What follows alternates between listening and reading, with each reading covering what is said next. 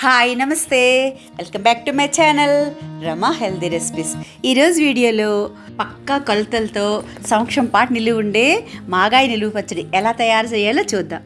అన్నంలోకి టిఫిన్స్లోకి అయితే ఈ పచ్చడి చాలా బాగుంటుందండి.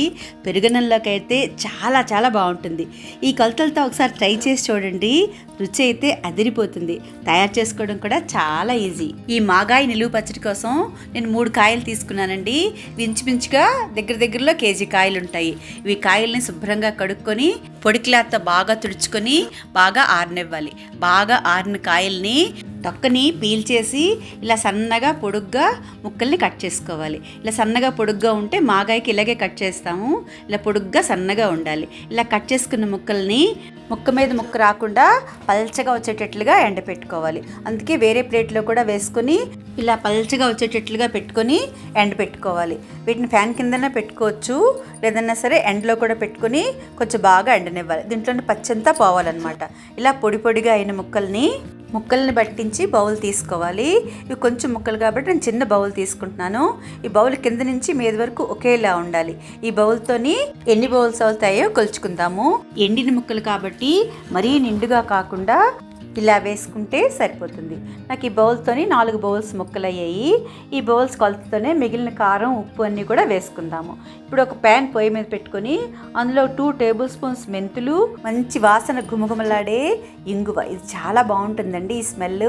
ఇంగువ కూడా వేసుకొని దీని అంతటినీ కూడా తాపిగా లో ఫ్లేమ్లో పెట్టుకొని ఎర్రగా వేయించుకోవాలి. ఇదంతా ఈవెన్గా ఒకేలాగా ఎర్రగా వేగాలి. వేగిన తర్వాత వీటిని పక్కన పెట్టుకొని బాగా చల్లారిన తర్వాత మిక్సీ గిన్నెలో వేసి మెత్తగా పొడి చేసి పక్కన పెట్టుకోవాలి.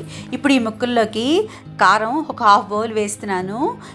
ఈ కారం వెయిట్లో అయితే 100 గ్రామ్స్ ఉంటుంది. ఉప్పు ఒక 1/4 బౌల్ వేస్తున్నాను.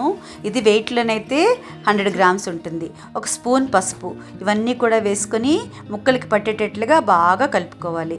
ఇదంతా బాగా కలిసిన తర్వాత మనం మెంతులు వేయించుకొని పెట్టుకున్నాం కదా, ఆ మెంతులను కూడా మెత్తగా పొడి చేసుకొని ఈ పొడిని కూడా ఇప్పుడు ముక్కల్లో వేసేసి బాగా అంతా కలిసేటట్లుగా బాగా కలుపుకోవాలి.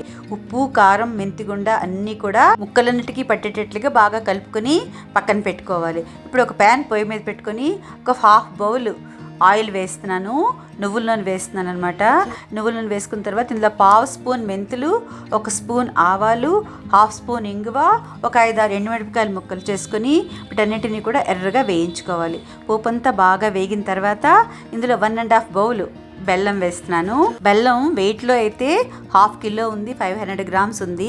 దీనంతటిని కూడా బెల్లం బాగా కరిగేటట్లుగా పోపులో కరిగించుకోవాలి. పాకం అయితే అవసరం ఉండదు, కానీ బెల్లం అంతా కూడా బాగా ముక్కలు లేకుండా కరిగిపోవాలి. కొంచెం బాగా చల్లారిన తర్వాత ఈ పోపు అంతటిని కూడా కరిగిన బెల్లాన్ని కూడా ఈ ముక్కల్లో వేసేసుకొని ఈ కరిగిన బెల్లం అంతా కూడా ముక్కలకి కలిసేటట్లుగా బాగా కలుపుకోవాలి. అంతా కలిసిన తర్వాత చూసారా కొంచెం పలచగా కూడా అయింది కదా. బెల్లం, మామిడికాయ ముక్కలు పులుపు వల్ల బాగా కరుగుతుంది. ఇప్పుడు దీన్ని మూత పెట్టుకొని ఒక 3 డేస్ బాగా ఊరనివ్వాలి. 3 డేస్ ఊరిన తర్వాత చూసారా మొత్తం అంతా మాగాయ రెడీ అయిపోయింది. సూపర్ టేస్టీగా ఉండే మాగాయ పచ్చడి రెడీ అయిపోయింది. చేసుకోవడం కూడా చాలా ఈజీ కదా. ఇది గాజు బౌల్లో పెట్టుకుని మూత పెట్టుకుని ఉంచుకుంటే సంవత్సరం పాటు నిలువ ఉంటుంది. ఫ్రిడ్జ్లో పెట్టక్కర్లేదు, పైనున్నా కూడా సంవత్సరం పాటు నిలువ ఉంటుంది. చూసారా, చూస్తుంటేనే నోట్లో నీళ్ళు ఉడుతున్నాయి కదా. ఇంత టేస్టీగా ఉండే మాగాయ పచ్చడిని మీరు తప్పకుండా ఒకసారి ట్రై చేసి మీకు ఎలా కుదిరింది అన్నది మీ ఫీడ్బ్యాక్ని నాతో షేర్ చేయడం మర్చిపోవద్దు. ఈ వీడియో కనుక మీకు నచ్చినట్లయితే లైక్ చేయండి, మీ ఫ్రెండ్స్కి, రిలేటివ్స్కి షేర్ చేయండి.